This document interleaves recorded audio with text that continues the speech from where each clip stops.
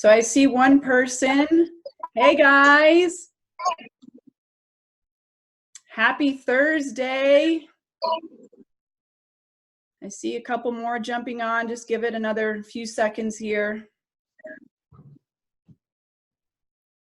It's actually not showing me who's jumping on. So if you want to say hi, so I know you're there, then I can give you a shout out. All right, so I'm seeing some more people here.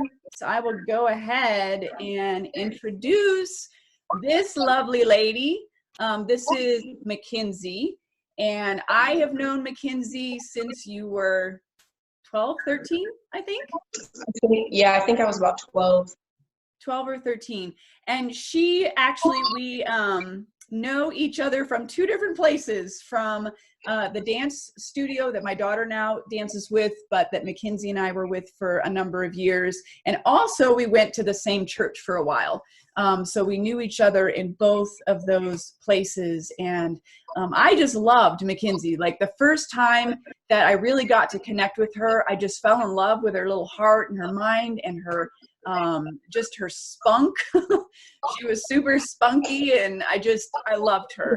And I remember, I know that I shared in the post yesterday how you sing, but I just remember being at the church, and there was like some sort of youth group thing going on, and they had you up on the stage, and I like was talking to somebody across the parking lot, and you started singing, and I turned around like, who is that girl with that voice? And it was you, tiny little you on the stage, and I just was so blown away. So anyways, that's my introduction of Mackinzie. If you want to share a couple other things, great. If not, we can just go ahead and get started. I guess you can share who you are in your story. Yeah.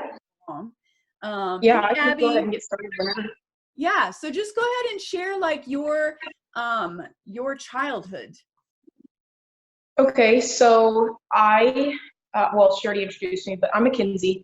I grew up in Kansas City, Missouri for the majority of my life, which if you guys know, Kansas City is kind of on the border of Kansas. So I also lived in Kansas periodically. But grew up in Kansas City, Missouri, pretty much around the Grandview Triangle. And then when I was about 7, we did move to a farm for 4 years when I was 7 to 11. So that was a significant part of my life too. Absolutely loved the farm. I didn't know about the farm. Yeah, so lived on the farm for a little bit, and then my parents lost the farm. They did go bankrupt, and so we moved back to the original house that we lived at because we had been renting it out. So that was a short little time frame, but really awesome time in my life. And then from there, when we moved back to our original house, I was 11, and then I lived there until I was 16. So that was my childhood. I was homeschooled my whole life. I was homeschooled from the time I was, starting school until 16. That's when I kind of quit, more so around 17. Like you literally dropped out. It was the equivalent of dropping out. Basically, yeah, because like my parents didn't do the best job with homeschooling, and then that kind of plays into I lost my mom as well, which I'll touch base in a minute with. So just the circumstances surrounding it is why I didn't finish. So when I was 11, when we moved back to Kansas City, the main area, my mom got sick and passed away from pancreatic cancer. So from there, life really shifted. And homeschooling kind of really slowed down around that time frame because my dad was definitely not able to carry on with his job and homeschooling, things like that. So it really changed from then on. My cousin did, another portion is, so I lived with mom, dad, and then there's 5 kids originally. So they were married for 26 years and had us 5. I'm the second to youngest, so I'm the 4th kid. And then my cousin is also a significant one. She lived with us off and on as well, just due to bad family circumstances. So she was really, really close to us and played a huge role after my mom died. She was the one that lived with us, helped budget, cook, clean, all that. She taught me all that after mom passed away. So when that happened, she was still there during that time. And she was the one that she continued our homeschooling. as best that she could, but she also worked full time. So she, again, struggled with that too, with there being, all of us kids and whatnot. So from there, a year after mom passed, my dad remarried when I was 13, almost 14 roughly. And so we had my stepmom come into the situation. And then from there, my cousin moved out to basically, she didn't want to interfere with anything. So she ended up moving back she lives in North Carolina. So she's actually a few hours from me. So she left. And then it was just from there, it was the younger three kids and my dad and stepmom.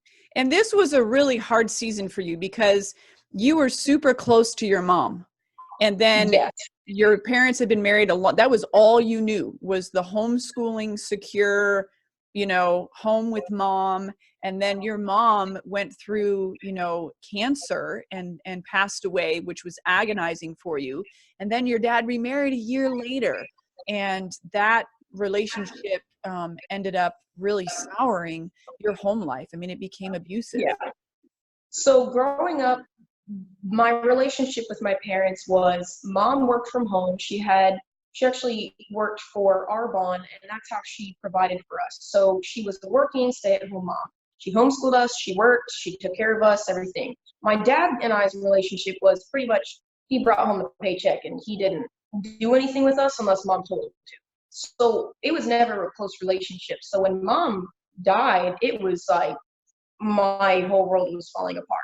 So it was really, really rough when I lost her. I mean, I remember being a kid and just being like, I don't want to speak to anybody. I don't want to talk to anybody. I just wanted to shut down. So that was a huge deal for me. And my mom, I will just say, like, my mom's funeral was so big because of the impact that she made on people, that I think they booked like the largest one they could find, and it was packed. So not only was she close to me, she was close to a lot of people.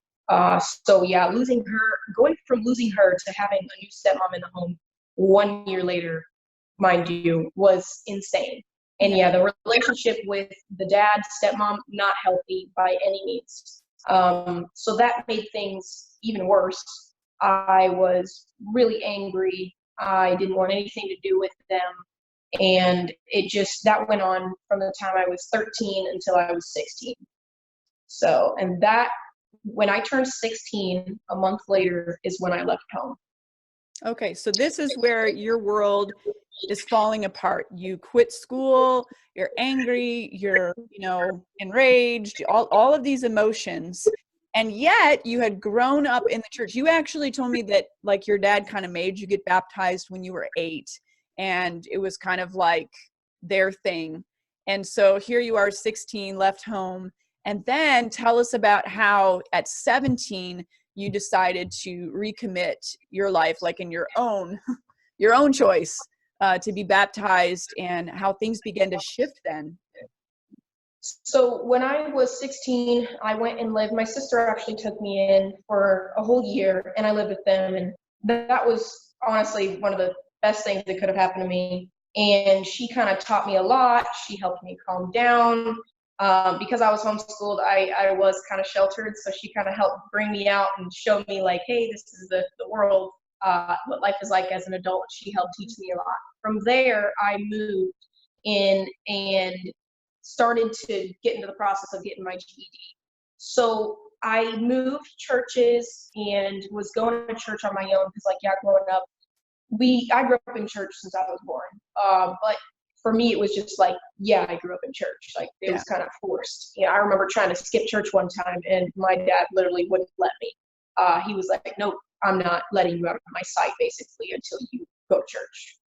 And I remember being a kid, and, like, he was like, well, let's get baptized. And it wasn't really like my idea. It was just like, okay, let's get baptized. I think I was 8. I didn't know what I was doing at age 8. And so it wasn't my choice. I didn't really want to do it. I just did it because dad told me to do it. And so when I was 17, in the process of getting my GED, getting ready to get enrolled in college, things like that, I decided I wanted to get baptized on my own. So from there, got baptized in the church that I had been going to at the time, the church that I met you again in. So. Oh, Life Church. That was a good church. Yeah, so was there, and that was a big significant change in my life because for me it shifted from, okay, mom and dad made me, to this is, what I wanted. Yeah. So it was really important for me to do that. So let's move into some of the tragedy that happened after this. You went into school and you did the college thing, but let's move into what you wanted to share about with the marriage that you fell into, and it ended up being an abusive marriage, and then the miscarriage. Why don't you share about that? So I got married at a very young age, and it was not healthy at all. Pretty much did the whole, yeah, I'm in love and want to get married right now for convenience sake, and thought that it was great, that I was going to be with him forever. I grew up to where I wanted one marriage, one family, never wanted to end up in divorce. I mean, my parents were married for 26 years and they were very happy and successful. And I was like, that was my dream. It did not turn out that way. And I remember just struggling with back and forth. I mean, he blackmailed me. He wouldn't get a divorce. I did end up in the hospital twice on different occasions, different time frames. I thought that I was going to stay. I was going to make it work. My whole Christian mindset of, well, there is no grounds for divorce type deal, which is not true, because obviously God would not want you to stay in an abusive situation, period. Yeah. So I battled with that for a long time. I remember asking God, asking my pastors, like, am I supposed to stay? What's the right thing to do? And obviously staying in that marriage was not the right thing to do. So I finally got away from that marriage and ended up processing for divorce. And I'm grateful that I did. I remember specifically my pastor telling me, like, yeah, of course God doesn't want you to end up in divorce, but God would never ask you to stay in an abusive situation. That's a good pastor, because that doesn't happen. Please refer back to the post I made yesterday on my Facebook page. Thank God for that pastor, because I feel like people think that the Christian credit card is like, oh, hey, God doesn't believe in divorce, you got to stay there. No, that is not true. Don't ever listen to anybody that says that. There are ways to work through a marriage, but if your marriage is that way, don't think that God wants you to stay. So I moved on from that marriage and went down a different path, and I ended up meeting another man. I ended up pregnant and was so excited. I was very thrilled. And 3 months later, I lost the baby. So that was a whole nother extreme. And we ended up, due to like military, some other things, I was in a whole other country due to duty stations, things like that. So I was alone, and it was one of the hardest times in my entire life. I was, in a whole new place. I didn't have my family because my family was further away. I luckily did have my pastors near me during that time also, and a couple other people who ended up coming through. But I just remember going through an extremely angry period where I was just basically, I remember one of the thoughts that went through my head was, when I was driving, I was purely on my own. Nobody could hear me in my car, so I would cry a lot when I was driving. And I just remember thinking, would it really be that bad if I just put the car on cruise control and let it go? And that's how dangerous it was in my life at that time, because I remember for a while I couldn't even cry, because more than likely I was dealing with postpartum depression and had no idea. I was just like, yep, work, work, work. Let's throw myself into work and think about nothing else, which wasn't healthy. And so it took me a long time to recover from that and pull myself away from pushing everybody out of my life, dealing with it all on my own. And, obviously I still am dealing with that to this day. It's not like the pain is just completely gone. But I would like to think that I'm in a much better place now than I was then.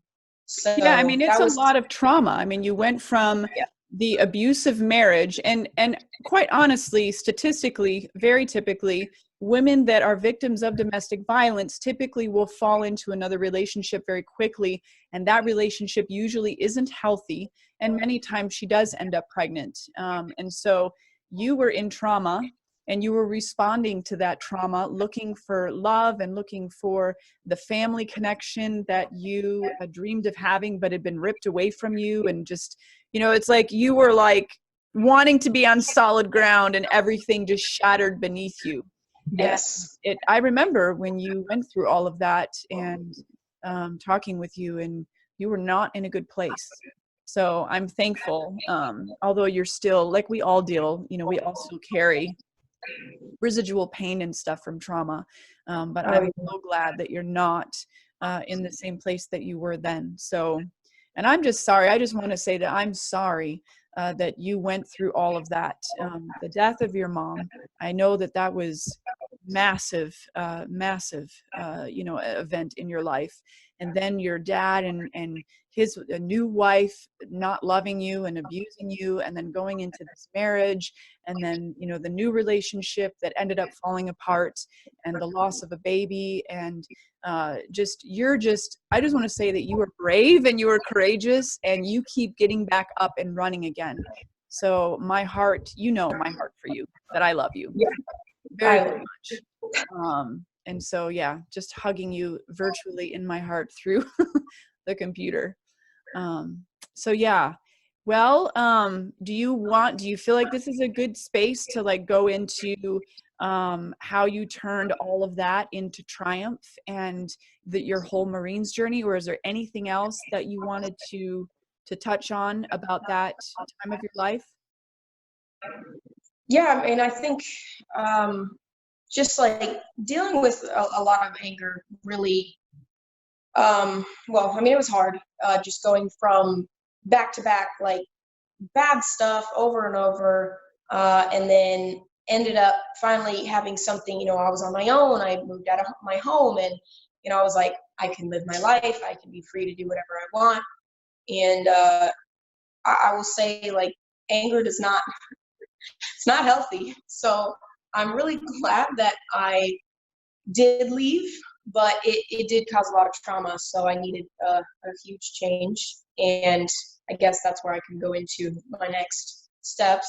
So I did get my GED. So homeschooling didn't work out just because, like I said, pretty much going from losing my mom, our homeschooling wasn't fluid. It just didn't work out.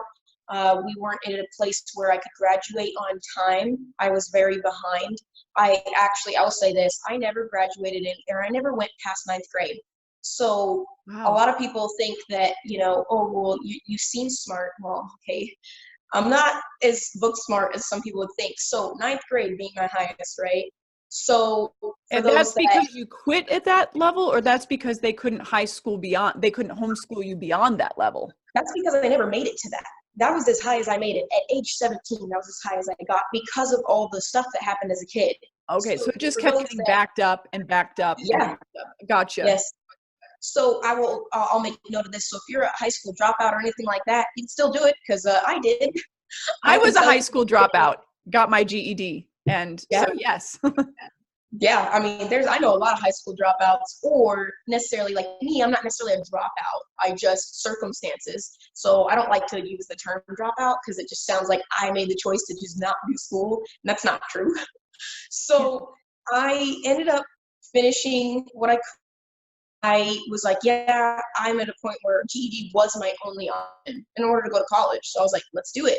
So I actually, because of that, ended up graduating a year early at age 17 and went on to enroll in college.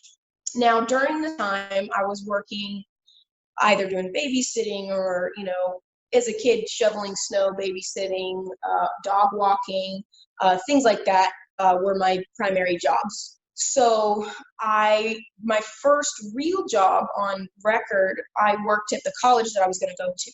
But high schoolers can work at a certain age. So I was actually already working there before I enrolled in college. And it was through a catering program for the college. So I'm already enrolled. I have a friend, and they introduced me to this guy. His name is Dylan. And Dylan could pass for my brother, by the way, redhead. And one day I'm working and I don't remember what we were doing. He was like, oh, you should come with me to PT, which is physical training, by the way. So I'm going to use PT a lot. So he's like, you should come with me to PT. And I was like, what do you mean? And he was like, well, you'd love it. You love working out. Him and I worked out a lot together at the gym at the college, and everyone was convinced we were related.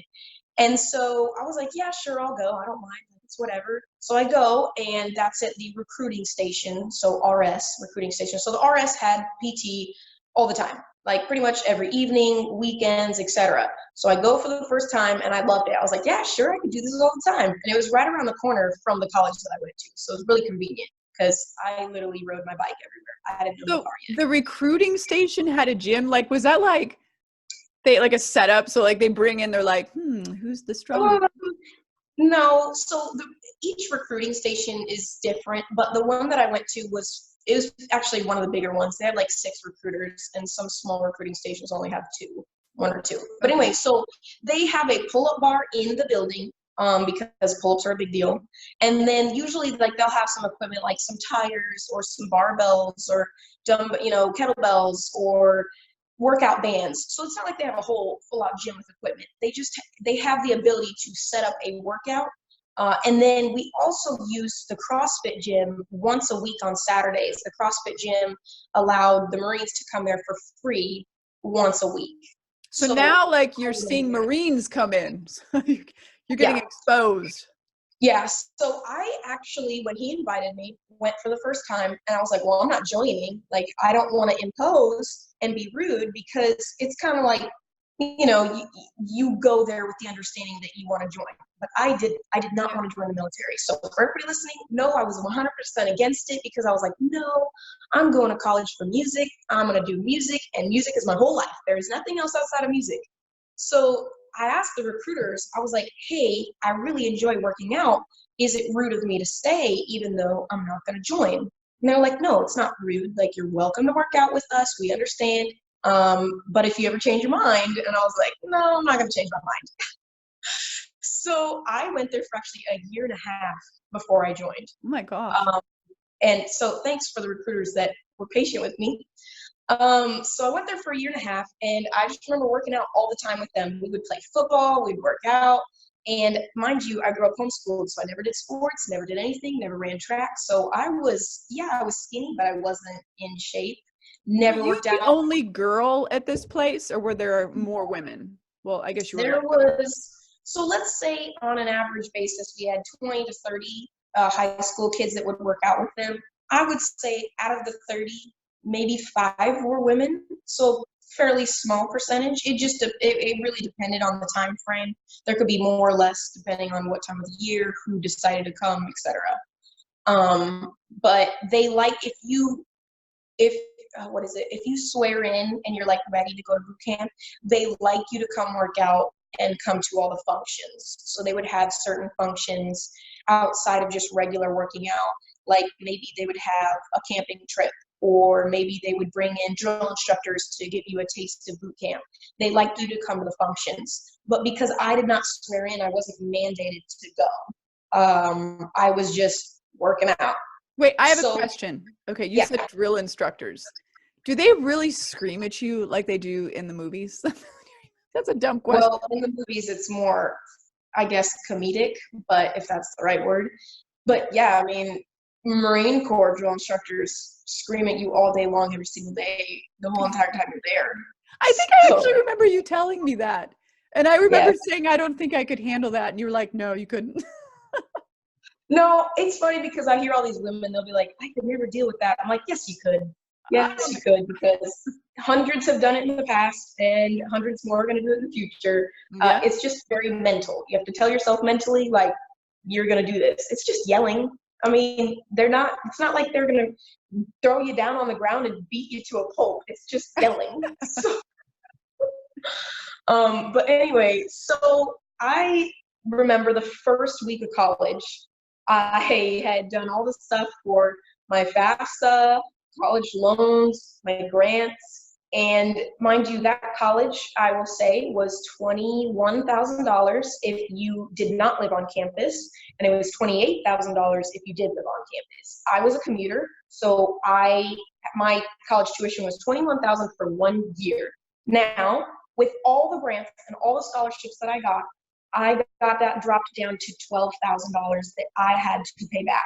$12,000 for 1 year. That was the cheapest I could get it. And that was with getting full grants, full scholarships, and everything that I could get because I was considered homeless, because I didn't have a permanent place to live. So I wasn't homeless, but I was considered homeless on record, just because I was independent. I didn't have guardians, parents that gave me money. So with that being said, $12,000 was in the back of my head. And the first week of college, I was like, oh, I have to pay that back. And I had already been going to the recruiting station for, I think it was coming up on a year at this point, maybe a little less. And I called the recruiter and I was like, okay, fine. Set up an appointment and just give me all the details that you can. He was like, you sure? And I was like, yes. So I go in and I sat down with a meeting with him. And I was like, look, I've been here for a long time. Don't give me any, crap that I don't want to hear. I do want to join. Just give me the jobs that I want to see. And yes, I want to join. Why? Because you're going to give me the GI Bill. And mind you, the GI Bill, long story short, gives you roughly 4 years of college for free because you joined. That's the GI Bill in short terms. Would it back pay what you had already taken out? No. So for anybody that wants their college paid off, I'm sorry, that won't happen. At least from my understanding. If there's anything new that's come out, I'm not aware of it, but no. So you have to do the military before you go to college. Yes. There's other terms for that if you want to become an officer, but I'm not going to get into all that. A recruiter can help you answer those questions. But so I already had the $12,000, right? First week of college, I was just like super overwhelmed. I was like, dude, I don't have the money to pay that back.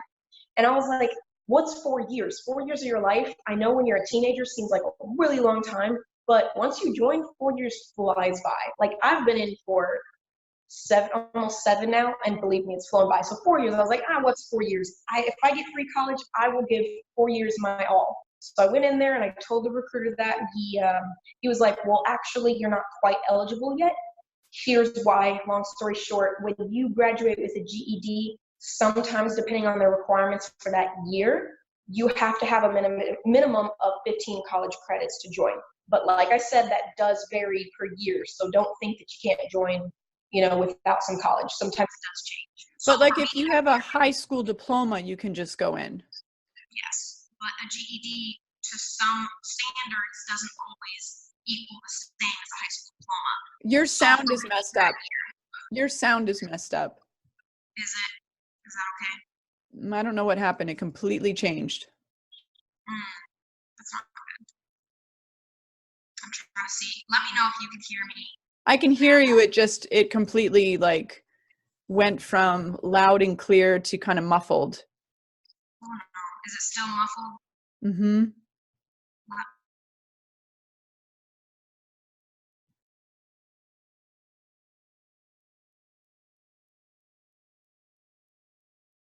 Hey guys, she's just going to fix it real quick.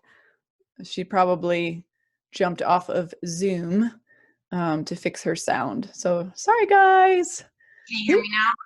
Yeah, it's the same, but it's okay. Just go ahead. Just kind of lean in a little bit.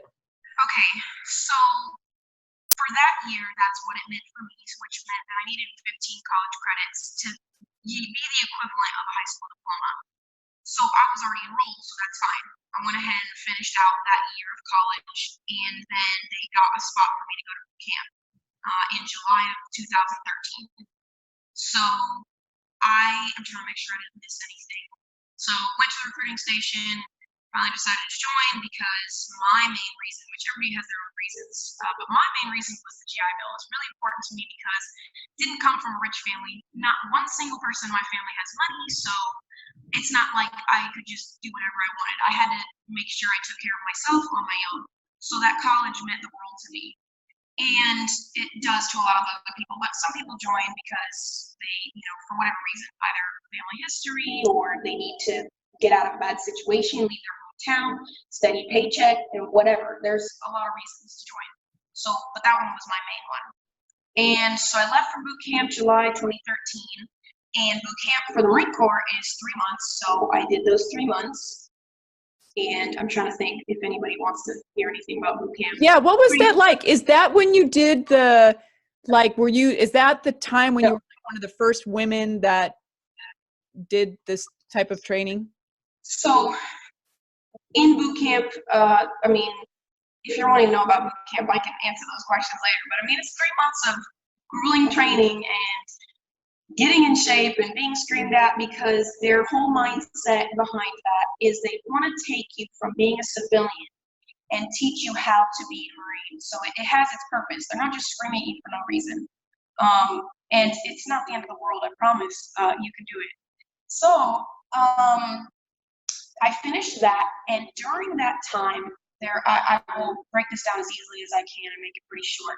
Congress was going through a lot during this time. They needed to make sure that all combat MOSs were opened up to all branches by 2016. Mind you, it's 2013 at this time. So by 2016, all branches were given the, hey, you have to open up your MOSs. There is no only male roles at this time. So the Marine Corps was like, we're not sure about that. We don't want to just open it up. We want to test it first. So in 2013, they took what's called Infantry Training Battalion, so ITB for short. I'm just going to use ITB. I'm not going to say the whole words. We love acronyms, by the way, if you couldn't tell. So ITB opened up some training to women, and they needed people to test the program, and obviously with it being opened up to women, they needed women that were coming straight out of boot camp to go through it. So let me back up here. This is the common, when you go to boot camp, is first. Second is your either Marine combat training or infantry training, and then you go to your job school. Those are the 3 things you do before you get to a unit. So I finished boot camp. My next route was to do the combat training, and because I had a non-combat MOS, normally I would go through Marine combat training instead of ITB. But I went ahead and I got there, I arrived, and they were like, hey, you were supposed to be given the opportunity to do this trial run because you meet the minimum standards for the male physical fitness test. But I wasn't given that opportunity. Somebody messed up. And the guy was like, well, do you still want to do it? And I was like, not really. I was like, I don't really want to go. And my friend at the time, her name is Kayla Rock, by the way. She really changed my life, and we don't even talk that much anymore. But Kayla was like, yeah, do it with me. I don't want to go alone. And I was like, okay, fine. I can drop out at any time. It's not like I was mandated to go. I could drop out at any time. I was like, yeah, sure, why not? It's not like it's going to affect me. My timeline would still be the same. I'll still go to job training after this, but I would get the military occupational specialty. I would get that MOS code on my record that I completed it. So I go through, and mind you, this was a big deal because, the whole, well, women can't do it. You're going to fail, things like that. So there was a lot of cameras, and there was a lot of, people with notebooks writing stuff down. You are under scrutiny because it is a test. So literally basically you went through a type of boot camp again, but this time you were being filmed and notes were being taken on you. Yeah. So it was a big deal because I think the Marine Corps was the only one that had some pushback on it at that time. They were like, no, we don't just want to open it up immediately. We want to see how to open up. We want to make sure it's going to work and, things like that. So the other branches were kind of a little bit ahead. They were like, yeah, sure, opened up all. Don't quote me on this, by the way, though. I'm just going based off what I remember. So I was part of that testing, and they opened it up. I want to say the original time they wanted to do a year-long testing, but I think they shortened it to about 9 months. So there was very few that actually went through. There were very few women. So I was the second company to ever go through. And I remember we went from 28 females. So the company size, mind you, to give you a little bit of a basis, the company was about 260 Marines. And out of that 260, 28 women went through. And out of that 28, only 268 male and female. Yeah, total. Okay. Then 28 women out of that. And then out of the 28 women, out of my company, only 6 of us graduated. Oh my gosh. Yeah. Yeah. So yes, I mean, it's not ponies and rainbows. It was rough. So I went through that, and that normally, so if you were to do regular MCT, Marine Combat Training.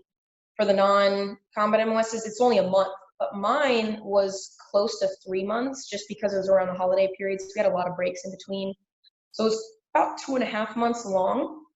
And then from there, I got to graduate and go to my regular job school. But those 3 months, I will say this was it was one of the best times of my life. Yeah, it was hard, but it was really fun. Do you feel like that time was like the real moment where you could actually like put physical energy to your anger and just kind of like, I don't know, transition from? Not really. I mean, for me, it was so quick. Like you don't really have a lot of time to think and process and go through things because you're busy training. It doesn't really give you time to just like sit down and color, if you get what I mean. So Yeah. you don't get to just like relax. By the time you hit the bed at night, you're like, I'm so exhausted. I just want to go to sleep. It is a lot of training. So, and we did get weekends off. So that was helpful. But yeah, I mean, it's a lot to go through in a short amount of time. So it's not like I just sat down and processed everything, oh, la-di-da. But you became a Marine, like you were the crowd after this. I will back up just a little bit. When you go to boot camp, there's a ceremony where you are officially a Marine. So you go from being a recruit status to being a Marine. And there's a ceremony where they give you a little black Eagle Globe and Anchor and they set it in your hand and like you just grab it or whatever. And then they're like, you are a Marine, congratulations. And then there's lots of tears. I don't care if you're a man or a woman, there are a lot of tears because it took you 3 months to go through that. And you're like, I did it. So that's when you officially become a Marine. So when you're going through ITB or MCT, you're already a Marine. Yes, you're going through more training, but you have the title. So from that point, I graduated January 23rd. I actually just came across my anniversary, I guess, if you want to call it, of graduating 6 years ago. So I finished that 6 years ago. From there, the hardest part out for me was I had made so many friends, so many connections in the grunt world, and now I had to leave that because, I went through it, but that was not my real job. I didn't have a normal combat-related MOS. I was just the testing group. So it got put on my record, but I got to move on. And that was so hard for me because all those connections that I made, the friends that I made, I said goodbye to all of them, and I have seen almost none of them ever again. It's rare. So that was so hard. I remember crying that day because I was just like, well, I did this, but I don't get to do that job. I don't get to go to those units with those friends that I made. I have to move on and go to a whole different MOS, a whole different job, and start over again. So I did. And you were stationed in multiple places. Like I remember you were in Japan. So boot camp for women right now, unless they change it, is Parris Island, which is in South Carolina. Then the ITB is actually here in Jacksonville, North Carolina. I live right next to it. And then my MOS school is on Camp Lejeune, which I also live right next to. It's at the back of Lejeune. So those were all 3 in a row: South Carolina, North Carolina, North Carolina. And then from there, I got to my first duty station. Okay. But went through my MOS school, which was, I was there for a total of 6 months. And then I showed up to my very first unit. And when I showed up to my first unit, they were like, hey, congrats, we're deploying in 4 or 5 months. I was like, oh, sweet. So that doesn't happen a lot because sometimes, it just depends on the flow of things. You don't always have deployments going on. Sometimes it's slow, sometimes it's a lot. But for somebody to show up to a unit and almost immediately deploy is sometimes rare. So I was like, sweet, I get to deploy right out the schoolhouse, basically. Yeah. So I went on what was called a MU, a Marine Expeditionary Unit. And basically, people are going to laugh. The Navy is basically your taxi and you are the passenger. So we are a department of the Navy. We work along with them a lot. Okay, just because of how it's oriented. I can slow down if you need me to slow down. No, you're fine. The MUs go out and they have 3 ships. You have a big, a small, and a medium. And I was on the USS New York, which I'll get to. That's also pretty cool. So we deployed right around Christmas time, right before Christmas time, and we were out for about 7 months. And that was 7 really hard months, but also 7 really great months. I got to see a lot of the world. I think I went to 8 different countries during that time frame, which Wow. 8 countries, 7 months is really, really cool. Not a lot of people get to do that. So that's another reason why people join, to travel. I got the travel, that's for sure. Mm. So I'm trying to think. So we ended up going out from like December to July of the next year. And that really changed my perspective on so many things just because I got to see a whole lot of culture in a very short time frame. So if you're wanting to travel, you might get that chance if you join. And the nice part about it was I didn't have to pay for my travel because it was included in my job. So from there, got back, and I'll just kind of go through my career real quick. I've been in, like I said, I've been in for almost 7 years. So I'll kind of give a short synopsis of like how my career went. From there, after I deployed, stayed in that unit for a little while longer, but because that certain unit is a rotating deploying unit, which means they go out, come back, go out, come back, like over and over. I didn't have the time on my 4-year contract to deploy again. So they switched me units until I got out. But the thing was, I didn't get out. I ended up re-enlisting, which means like I upped my contract for another additional 4 years. That's what re-enlisting And that's what you're in right now, is that second. is. So I go to my next unit, and I ended up re-enlisting in that unit. And they were like, oh, good, you can deploy again. And I was like, sweet. And they needed somebody as a replacement on the actual, it was the same deployment, but it went around, the cycle came back around. So it was actually the same deployment that I went on. They're like, yeah, we need you to deploy again. They're already out in the middle of the ocean, but we need a replacement because something had happened to one of the Marines. And by the way, he popped for drugs. So they needed, yes, they needed a replacement, which on his part was really dumb. Don't do drugs. But on my part, I was super excited. I was like, yes, I get to deploy again. And then I found out that I had orders to Japan. So I couldn't deploy at that time. So I ended up showing up to my next unit in preparation to deploy, and I didn't go. My orders got switched. So by this time, I'm on my 3rd unit. I go and I execute orders to Japan, and that was my 4th unit. Now I get to Japan, and I was there for about 15 months, and then I ended up getting orders back to the States. So I ended up getting to my 5th unit, and there's a lot that goes on, which I'm not going to get into because I could take all day. But they needed a billet and a position filled, so I'm actually temporarily at another unit for a whole year. So I'm filling that position. So I'm on my 6th unit right now, which is not always the case. 6 units in 6 years is not normal. Sometimes you can move that quickly, but the majority you'll stay in a unit for 2 to 3 years on average. So for those wondering, no, you don't always move that quickly. It just, sometimes it does depend on, well, we always use the term, the needs of the Marine Corps. So that's kind of where I'm at now.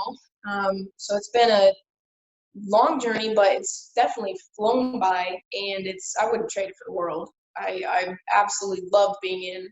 And besides that 8 countries that I've been to, I've also been to a few more, just depending on a field operation or whatever. So I think I'm at 12 countries right now since I've been in. So that's awesome for me because I haven't paid for any of that.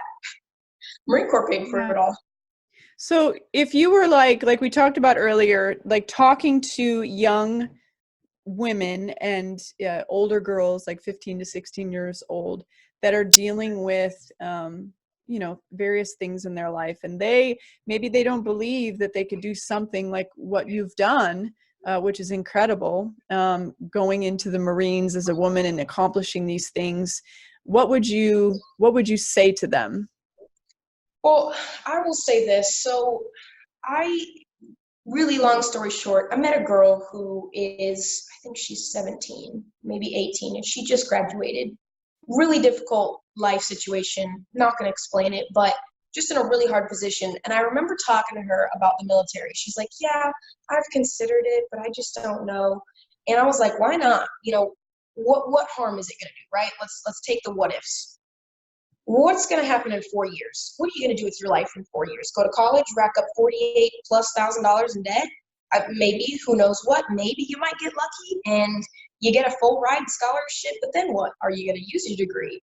There's all these what ifs. What are you going to do with your life? So for, that girl in that situation, I was like, take those 4 years. If you don't want to stay in after 4 years, okay, do your 4 years and get out. Or maybe you'll actually grow to love it and you want to stay in for 20 years or more. What harm is 4 years going to do that you might end up, I'm not going to say waste, but you might end up wasting 4 years in college for a degree that you may not get. I'm not saying that that's everybody's situation, but I know that that's a lot of people's situation. Or let's say you're jobless or you're homeless, or you're like me, you don't have a GED, you don't have a high school diploma, you don't have anything. For me and for others that are in situations like that, the military is super helpful because you're going to get a steady paycheck. You're going to get a lot of benefits that I didn't even touch base on. There's so many benefits. They have free counseling.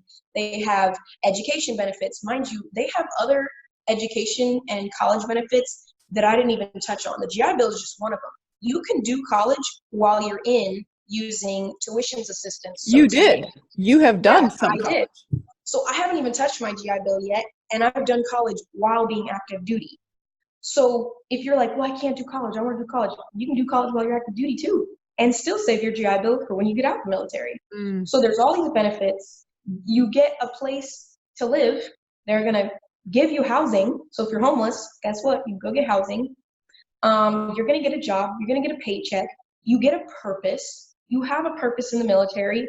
And even if you may not feel like you have a purpose, guess what? You do, because you're in that job. I have a purpose. And my job helps the Marine Corps run. We have to have all these jobs collectively, and you get to be a part of that.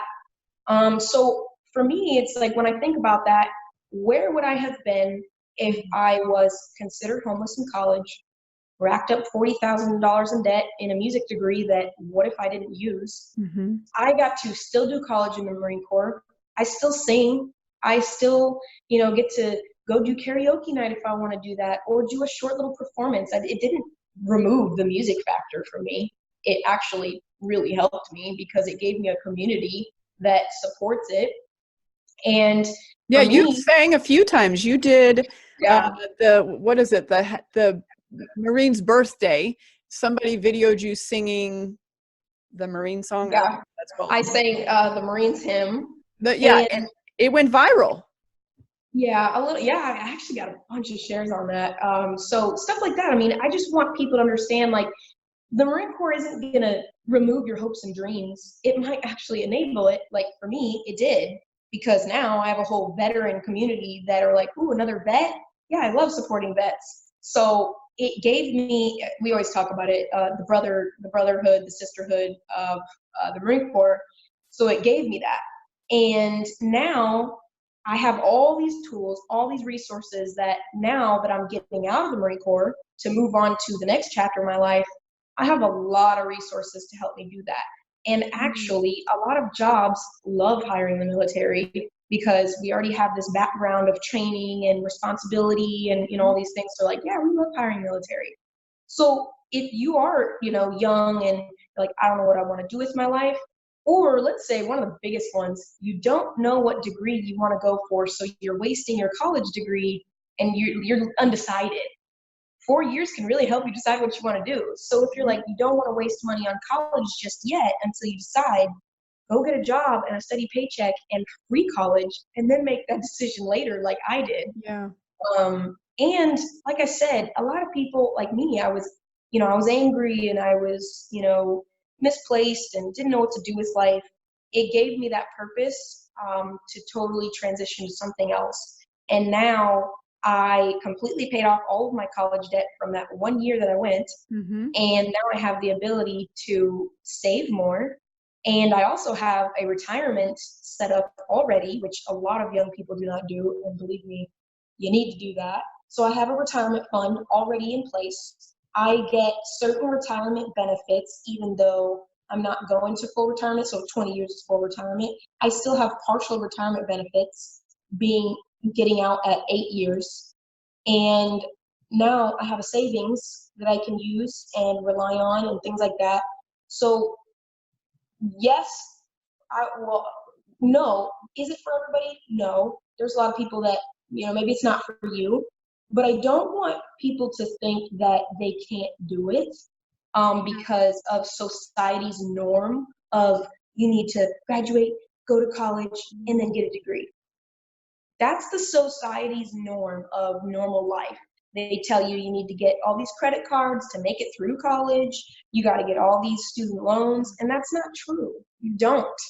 And believe me, if I could go back, I would pick a much cheaper college, but I didn't. But it gave me a different norm for me to succeed.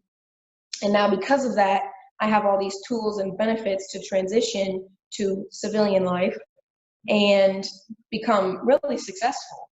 And I have a whole community behind me to help me continue to be successful. That's So amazing. You went from you left your family, you literally were kind of alone, just kind of wandering through life. And now you've had 8 years of intense purpose and vision and passion and surrounded by passionate people. And now when you return, you've got the backing of all of those people, all of the training you've had, the more college that you've done while you've been in active duty, and all of the access to the benefits from being in the Marines. yep. Yeah, I think, for a lot of young people, the APA, I was just talking to someone the other day about this. The APA now says that, my generation, Generation X, the brain typically was fully developed by 25. Okay. So like we were functioning adults, making adult decisions emotionally, mentally, all of those things at 25. Now they're saying that 25-year-olds, I don't know so much your generation, maybe the one that's right below you. Millennials. Are you millennial? Well, I was born in 94, so whatever that makes me. You're an older millennial. Yeah. But like the younger generation, they're saying that their 25 is really 18. So they're making decisions, they're emotional, all of it is like an 18-year-old. So really, especially for this generation, going and doing something like that for 4 years to give yourself a chance to grow a little bit more and have more life experience and actually spend 4 years serving a vision, a greater vision, and your life, kind of being in this place of service, and still yet be looked at as a leader, because you guys are serving, but those of us out here in civilian life, we look at you guys as being leaders. And so it really is, I think, for you, like you're saying, for some people, it's not for everybody, but for some people, this could be really life-saving. A lot of young people. And I will say, one of the biggest things, when I talk to young girls, especially, which I've talked to, by the way, if you're a man, boy, whatever, you're a teenager, you don't have to be a girl, just come talk to me. You can ask me whatever questions, it doesn't matter what you are. But I've had a lot of girls specifically that'll be like, do you really think I can make it through boot camp? I've heard it's really hard. It is really hard. It's not a cakewalk. Come closer. However, Your sound is off. Come closer. Oh, okay. Can you hear me now? Yeah. So I've had a lot of them tell me, I will tell you this, I'm 5'4" and I weigh less than 130 pounds and I made it through just fine. I'm not insanely bulky. I'm not, Thor female version. I'm a regular person. So I always tell girls, I'm like, yes, you can make it through. I promise you can make it through. But you got buff. I remember you got super buff. I mean, okay. Yes, I was like, Mackinzie. Yeah, no, I wouldn't say super duper buff, but I was in shape. It's not like, I'm not saying that you don't need to be in shape. You do. It helps, believe me. But I'm saying, like, for mostly mentally, a lot of girls feel like they're not going to be able to make it, or sometimes physically they feel like they're just not strong enough. If Mhm. you put your mind to it and you prepare for it, I promise you can make it through. Because look at me, I was homeschooled, never ran a single mile in my life. Homeschooled And girl. yeah, I was not in shape, I promise. Skinny does not mean in shape. I was not prepared.